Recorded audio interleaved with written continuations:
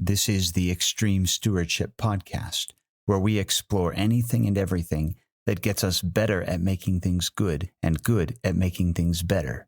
At the moment, I'm trying to get better at rest, and one of the things I'm learning is that getting better at rest means putting rest into its proper place.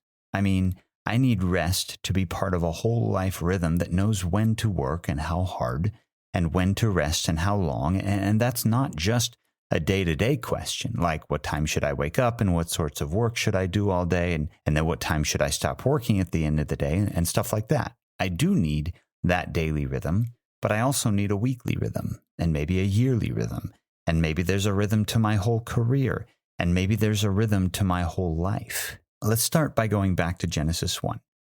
Genesis 1 verse 14 says something very curious, but very subtle. Subtle enough that depending on which Bible translation you've got in front of you, you can miss it altogether. Here's the NIV. And God said, "Let there be lights in the vault of the sky to separate the day from the night, and let them serve as signs to mark sacred times and days and years, sun, moon, and stars in the sky, in order to mark days and years." That's pretty straightforward. But did you hear the first thing before it mentions days and years? Let them serve as signs to mark sacred times. Sacred times. When I look at how this term is used in the rest of the Bible, it refers to Jewish festivals, religious holidays, we might call them today. It's also the label tacked onto the tabernacle. When your Bible calls it the tent of meeting, that doesn't mean the tent where people happen to hang out and have meetings. It means the tent where the one and only thing that we do is meet with God. That's why it's sacred. It's set apart. It's for this and not for that. So a sacred time is a time that is set apart for doing something specific in relation to God. And in the Old Testament, that meant gathering together to meet with God and celebrate Him, worship Him, enjoy being His covenant people. What's interesting about this idea showing up in Genesis 1:14 is that in creation, before sin or the flood or Abraham or Moses or any of that, at the very beginning, God set things up so that we could lift up our eyes and look at His creation above us and establish rhythms not only of daily routines like sleeping and waking, yearly routines of planting and harvest, but a whole variety of routines and rhythms oriented toward the sacred activity of rest. For Israel, that meant keeping the Sabbath, celebrating the Passover, going up to Jerusalem for Pentecost. It meant leaving behind the fields, the projects, the work, and going to be with God in a way that required them to actually leave the work and trust God's ability to hold the work together while they rested. For God's people Israel, identifying a sacred time specifically meant looking up and saying, "Hey, it's that time of year. Let's go to the temple and celebrate."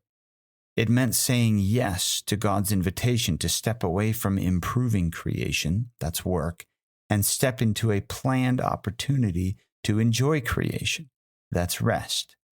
But God's way of setting that up didn't mean suddenly, with no warning or advanced preparation, dropping the plow and walking south toward Jerusalem. Sacred times require planning. When God dropped manna from the sky on Israel in the wilderness, He told them to pick up twice as much on Fridays so they could rest and still eat on Saturdays. Now, there's a principle worth noticing, by the way. Sometimes we have to work extra hard today so that we can rest tomorrow. But the more important thing, I think, is that sacred times have a way of intruding on ordinary times. Let me stop and define a couple of terms real quick. Sacred, or holy, means set apart for this one thing. The opposite of holy in this context is not sinful. The opposite of holy is common. Common means available for whatever use is appropriate within the broader confines of God's intent. So if I'm a priest in Israel way back in the day, I might have two bowls. One bowl is for collecting and sprinkling sacrificial blood. It's holy, it's sacred, because that function in the tabernacle or temple is its only function. If my kid grabs that bowl to store his David's Mighty Men action figures collection, I stop him and I say, that's not what that's for. But then I've got another bowl, and that bowl is common. It's for whatever, as long as it isn't sinful. So my kid is welcome to store his action figures in that bowl. There's nothing wrong with that bowl. But at the moment, it's common, so it can serve a lot of different functions.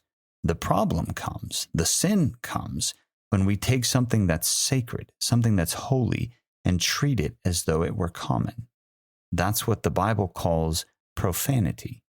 Taking something sacred like God's name or the marriage bed or sacrificial instruments and using that sacred object for whatever. Okay, back to sacred times.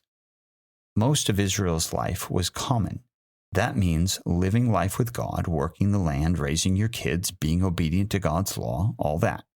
But certain days were set apart as sacred, and that meant, among other things, that you stopped regular day-to-day life and rested. But like I said a minute ago, sacred days have a way of intruding on ordinary days. It takes time to get ready to travel to Jerusalem.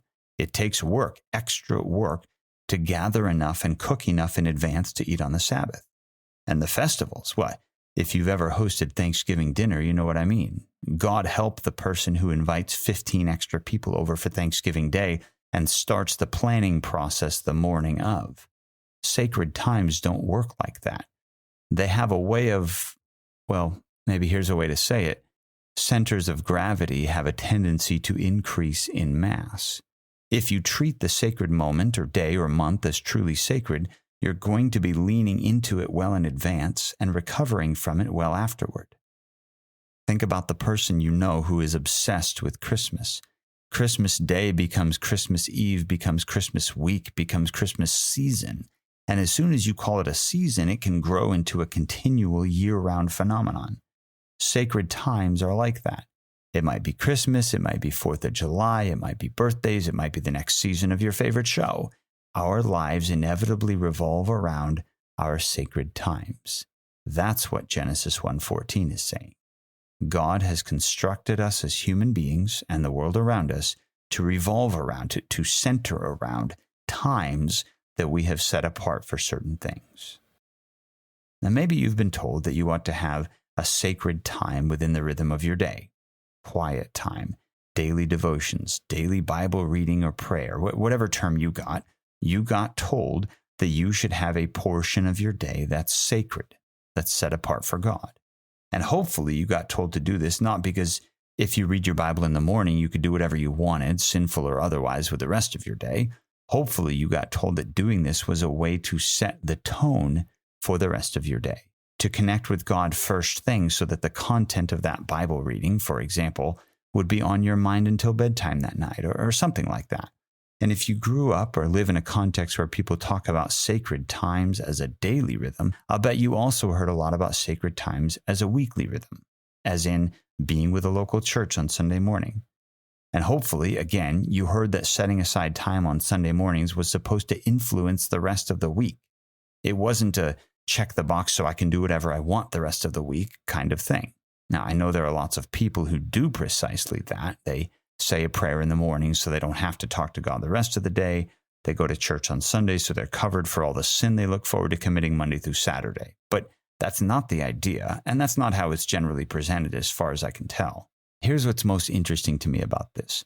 My own church circles are really big on this. Daily time with God, weekly time with God. Or to put it another way, we tend to assume that the daily rhythms of a Christian are going to be different than the daily rhythms of a non-Christian. And the weekly rhythms of a Christian are going to be different than the weekly rhythms of a non-Christian. But when Genesis 1:14 talks about sacred times, it isn't just thinking in terms of days and weeks. It's thinking months and years, even decades, 7-year cycles, all the way up to 50-year cycles, according to the Old Testament.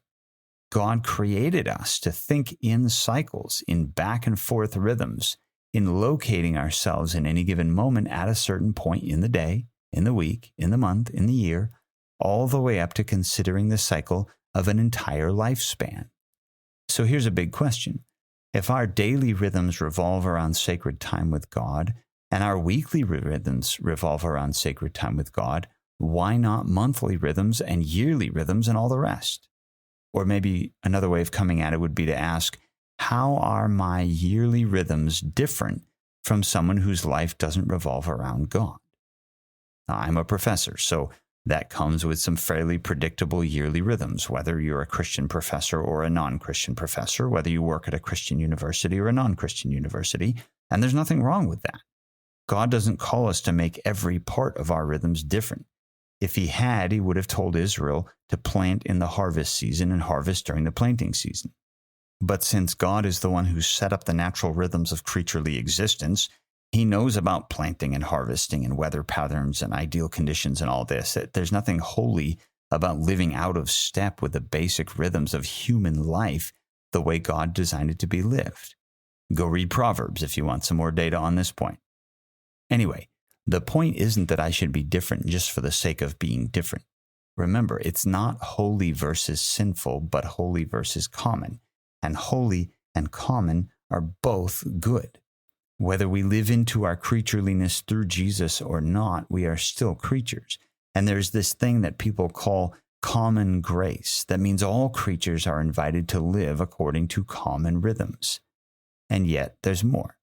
Because God did call Israel, and he does call us to live according to some additional rhythms that aren't so common. So when we zoom our lives out to months and years and decades, what might that look like? Historically, the church has come at this question with something called the liturgical calendar. Now, for some of you, that's weird because you grew up in a liturgical church that felt cold and dead and rote and mechanical, and the last thing you want to do is go back to that.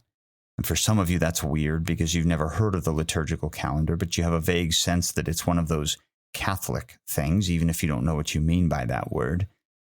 Now, I can't speak to how the liturgical calendar has been used or misused or abused in any given setting, but I can tell you that its original design, its original intent, was to do precisely what I'm wanting to do in this episode. It was designed to help people set yearly rhythms that revolved around the story of Jesus. Daily time with Jesus, sure. Weekly time with Jesus, absolutely. The liturgical calendar was supposed to add to that list yearly time with Jesus. And not just the check the box kind of thing, but a whole cycle, a whole rhythm, so that the entire year revolves around the story of Jesus and our participation in it. I won't go through the details here. You can Google it and figure it out, but it basically goes like this. The year begins with Advent, the season that climaxes with the arrival of Jesus. Then there's this thing called ordinary time, because Jesus is here, but we're still not quite sure why, and he isn't at this point doing what he came to do.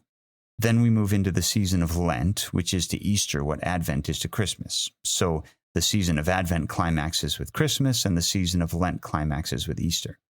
We spend a month and a half praying and fasting and journeying with Jesus toward the cross, and then the biggest festival of them all, Resurrection Sunday, Easter. After Easter comes Jesus' ascension, and then Pentecost, and the church is born. And from Pentecost, which happens in mid to late spring, all the way until Advent begins again at the end of November, is ordinary time. Jesus has come, he has done his work, and we have work to do with him until he comes again. The liturgical calendar has three major components: feasts, fasts, and ordinary times. Most days are ordinary days, common days, and again, common days doesn't mean meaningless days. It means the days that we live out the meaning of the holy days. It also doesn't mean do whatever I feel like doing. It means do the work God has given me to do. Ordinary time means work hard. And then comes the fast, which means work harder. And then the feast, the celebration, the rest. And I think there are a couple of important principles going on here. First principle, in any given year, there's more work than there is rest. I think that's a fractal reality. In any given day, there's more work than rest. In any given week, there's more work than rest. In any given life, there's more work than rest. Now, there are exceptions at some levels, of course, like the feast days, but the normal, common reality is more work than rest. Second principle, both work and rest exist at every level.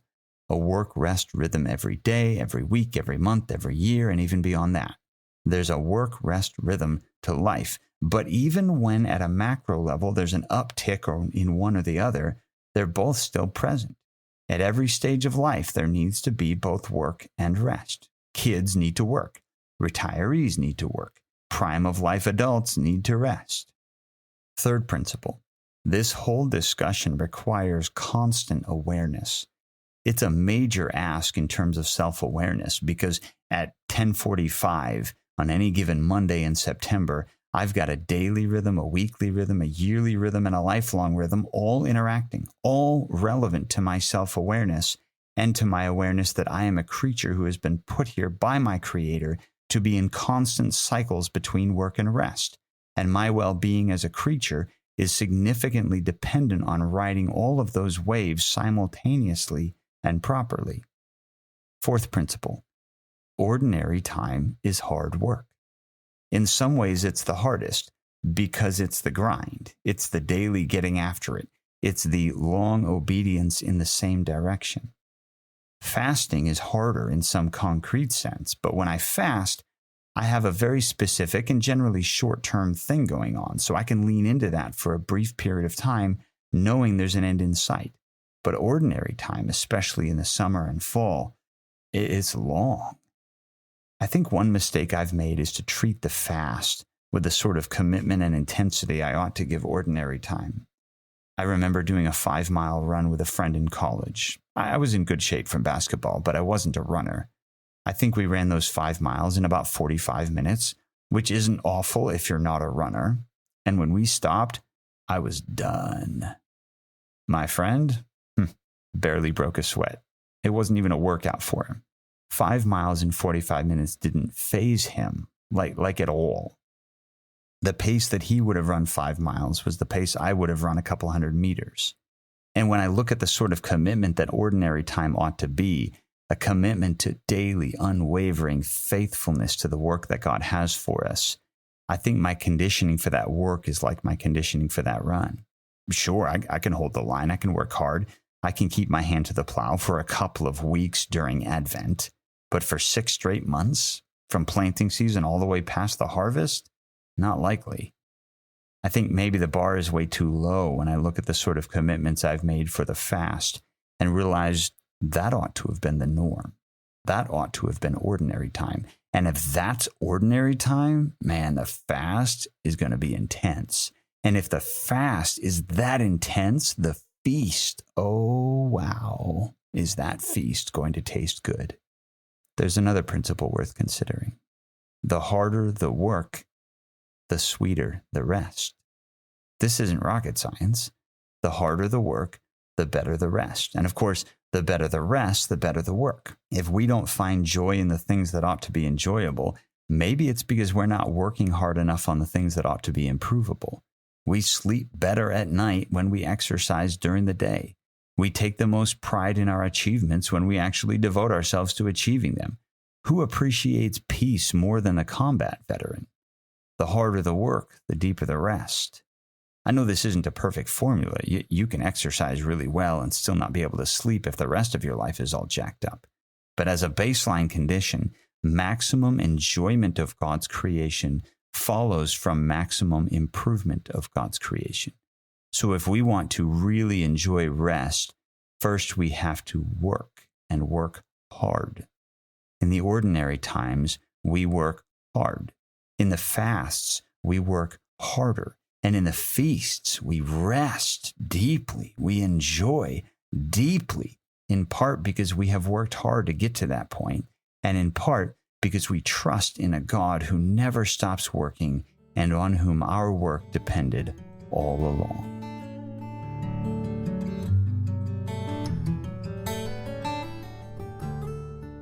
Thanks for listening to the Extreme Stewardship Podcast. My name is Michael Kibbe, and I teach Bible and theology at Great Northern University in Spokane, Washington. My behind-the-scenes partner in this project is my brother, Ben Kibbe. Our editor-in-chief is Liam Olmsted. Art comes from Leah Leanhoutz, and of course, music is provided by Dave Murray of Daradoon Guitars. If this series has been helpful or challenging to you, or if you've got a story about extreme stewardship that you'd be willing to share, shoot us an email, extremestewards@gmail.com. We would love to hear from you. You are, of course, welcome to like and subscribe and tell your friends and all that. What we really care about is that you have gotten better at making things good and good at making things better.